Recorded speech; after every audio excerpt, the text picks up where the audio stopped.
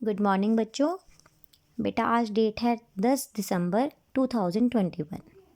ठीक है बेटा, और वर्कशीट नंबर हम 37 करेंगे गणित विषय की 7th क्लास की, जिसका टॉपिक है प्रायोगिक ज्यामिति यानी कि प्रैक्टिकल ज्योमेट्री।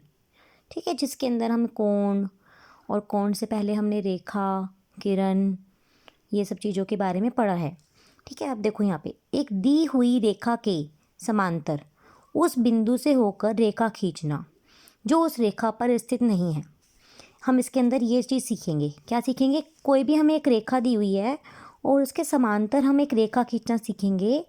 अब ऐसे हम समांतर आप स्केल से खींच सकते हो। समांतर रेखा वो होती है जो आपस में आगे चलकर नहीं मिलती है, लेकिन हम ज्योमेट्री की जो प्रायोगिक ज्यामिति जैसे टॉपिक का नाम है, हम रूलर और कंपास की, पेंसिल की, इनकी सबकी हेल्प से सीखेंगे कैसे हम किसी भी रेखा के पैरेलल कोई भी रेखा खींच सकते हैं।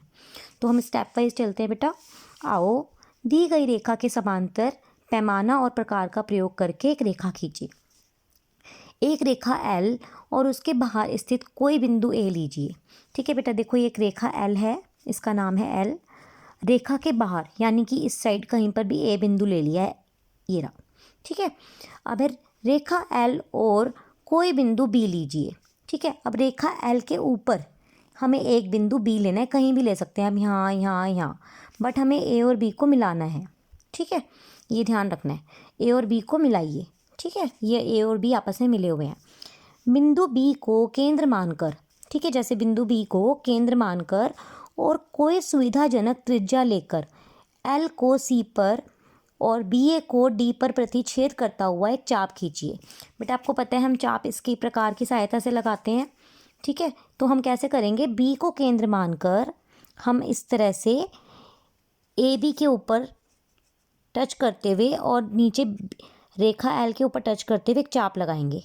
ठीक है बेटा, ये चाप इन्होंने प्रकार से लगाई। आप हाथ से नहीं लगाएंगे, हाथ से लगाएंगे तो गलत होगा। प्रकार की सहायता से आप इसको केंद्र मानकर, अब क्योंकि बहुत छोटा है चित्र में, तो आप खुद अपने आप देखेंगे। देखो इस तरह से करेंगे, मैं आपको बताती हूँ। देखो बेटा, तो जैसे ये रेखा एल है और बाहर हमने एक बिंदु ए लिया और बी, हमने रेखा एल के ऊपर एक बिंदु ले लिया।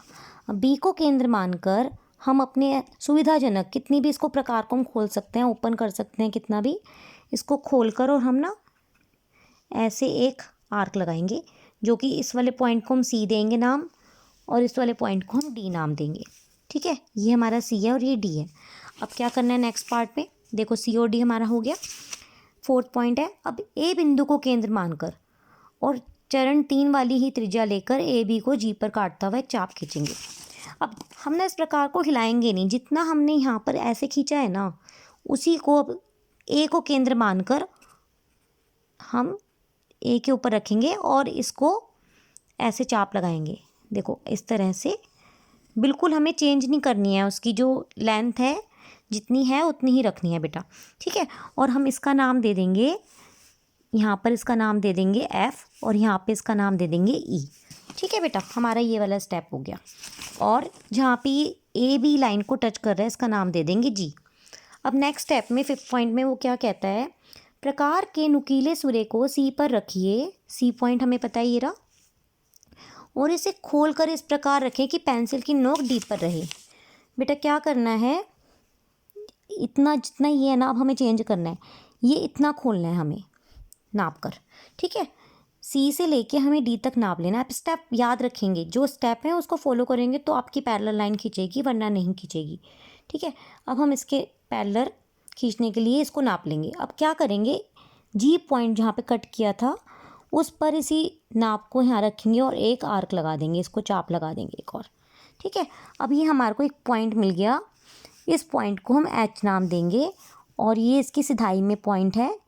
स्केल की सहायता से इन दोनों पॉइंट्स को मिलाएंगे और इसको इधर और इधर बढ़ा देंगे, ये देखो।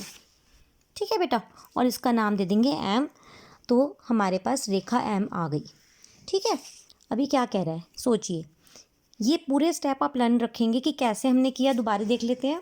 पहले एक लाइन ली, उसके बाहर एक बिंदु लिया, लाइन के ऊपर भी एक बिंदु लिया, दोनों बिंदुओं को मिलाया, उसके बाद यहाँ पर सेंटर मान के नोक रख के हमने एक आर्क लगाई, उसी आर्क को हमने यहाँ पर से रख कर दोबारा एक आर्क लगाई और फिर हमने सी और डी जितना दूर था उनको दोनों को देखा और खोल लिया अपना प्रकार, और फिर जी को केंद्र मानकर यहाँ पर एक आर्क लगा दी उतनी ही, और फिर उन दोनों को ज्वाइन कर दिया।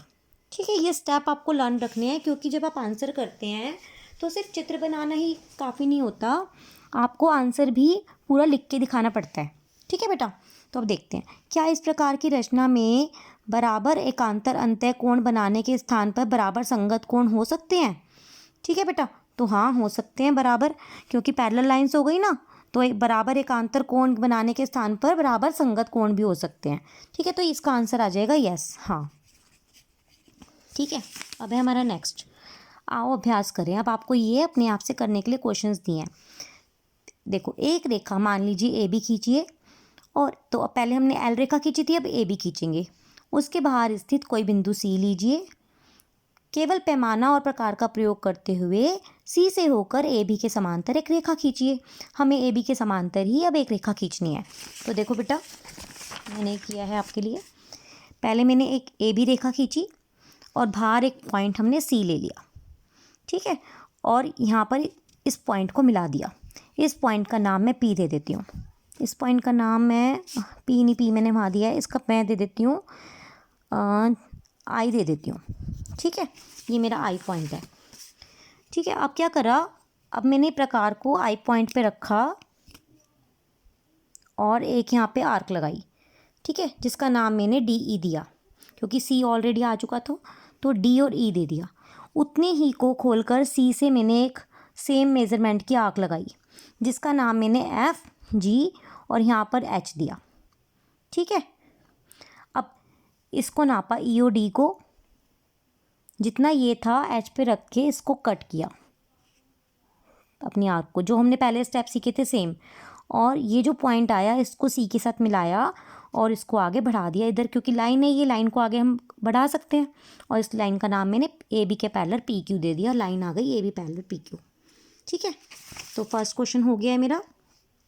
सेकंड क्वेश्चन देखते हैं, एक रेखा एल खींचिए और एल पर स्थित किसी बिंदु पर एल पर लंब खींचिए। तो रेखा एल खींचनी है और उसके ऊपर कोई बिंदु लेना है, वहाँ से उसके ऊपर एक लंब डालना है। लंब होता है जो एल शेप बनाता है, परपेंडिकुलर 90 डिग्री का एंगल। तो मैंने एल के ऊपर एक लाइन खींच ली है। ठीक है बेटा, इस पॉइंट से। अब कहता है वो, इस लंब रेखा पर एक बिंदु एक्स लीजिए जो एल से 4 सेंटीमीटर की दूरी पर हो। तो मैंने स्केल की सहायता से इसको नाप के 4 सेंटीमीटर पूरा नाप के यहाँ पे इस पॉइंट का नाम मैंने एक्स दे दिया। ठीक है, अब वो कहता है कि इस एक्स से होती हुई इस लाइन के पैरेलल एक लाइन एम खींचो। ठीक है, वो कह रहा है एक्स से होकर एल के समांतर एक रेखा एम खींचनी। तो हम सेम स्टेप फॉलो कर लेंगे। पहले मैंने एक यहाँ पे आर्क लगाई, ठीक है, ए बी, फिर जितना ये था उतना ही एक्स पे रख के मैंने एक आर्क लगाई। ठीक है, अब ये ए और बी जितना डिस्टेंस है दोनों का उसको मेज़र किया, फिर सी पे रख कर यहाँ पे एक आर्क लगा दी, जहाँ पे इसको कट किया उन दोनों पॉइंट्स को आपस में मिलाया और इसको आगे तक एक्सटेंड कर दिया, बढ़ा दिया। तो ये पॉइंट आ गई, ये लाइन आ गई हमारी एम।